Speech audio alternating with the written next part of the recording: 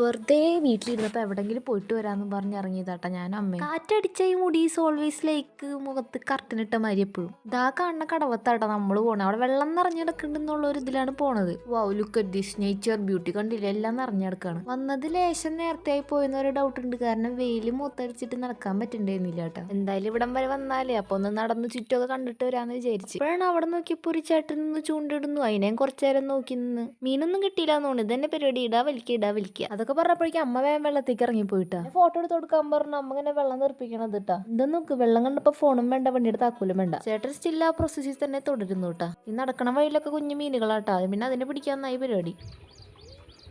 നമ്മുടെ പ്ലാൻ എന്ന് പറഞ്ഞു കഴിഞ്ഞാൽ ഈ ഒറ്റപ്പെട്ട ലോകത്ത് നിന്ന് നമ്മളെ വലിയ ലോകത്തേക്ക് എത്തിക്കാൻ പോകണം. പിന്നെ നമ്മളത് വേണ്ടാന്ന് വെച്ചാൽ കാരണം കുഞ്ഞു മീനുകളെ നമ്മൾ ഉപദ്രവിക്കണ തുല്യമാണ്. അല്ലാണ്ട് മീൻ കിട്ടാഞ്ഞിട്ടൊന്നുമല്ല കേട്ടോ. അപ്പോഴേക്കും ചെറിയ മഴ പെയ്ത് കോട്ടൊക്കെ എടുത്തിട്ടുണ്ടായി. മഴയത്ത് കോട്ടിട്ട് എടുക്കാന്ന് വെച്ചാൽ, പക്ഷെ വണ്ടി കൊണ്ടുവച്ചാണ് അപ്പുറത്തെ പറമ്പിലായി പോയെന്നുള്ളൂ. എന്തായാലും ആവട്ടെ, കുറച്ച് മഴയൊക്കെ കൊണ്ട് നടന്ന് പിന്നെ ഇത്തിരി നേരം അവിടെ ഇരുന്ന് പിന്നെ അമ്മ അവിടെ ഫോട്ടോ എടുക്കലും വീഡിയോ എടുക്കലായി. കാരണം അമ്മയ്ക്ക് ഇത് കഴിഞ്ഞിട്ടാണ് അതൊക്കെ വാട്സപ്പിൽ സ്റ്റാറ്റസ് ഇടാൻ വേണ്ടിയിട്ട്. കാണുന്നുണ്ടോ സുഹൃത്തുക്കളെ, ഒരു മല.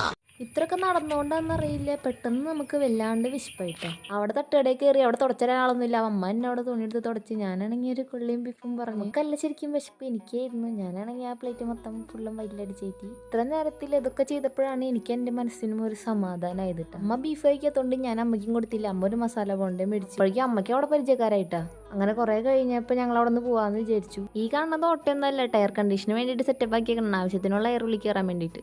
കോട്ട് ഇട്ടോണ്ടാണോ എന്നറിയില്ല. പിന്നെ അങ്ങോട്ട് മഴ പെയ്തില്ല, പിന്നെ വരാനൊന്നും നിന്നില്ല. എങ്ങനെ മഴ പെയ്താലോ. അപ്പം ഇന്ന് ഇത്രേ ഉള്ളൂ. ഓക്കെ ബൈ, പിന്നെ കാണാം. ടാ.